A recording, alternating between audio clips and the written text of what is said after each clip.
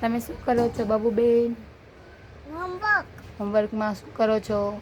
Standing line, flying line, sleeping line. Okay. તમે શું કરો છો? કીધા મમ્મુ. ચીપટા રમોસ મેં કેક પીએ છે. કે સોક્સ પહેર્યાસ? હા. અરે વાહ. તમારું હોમવર્ક થઈ ગયું? હા. હા ભાઈ.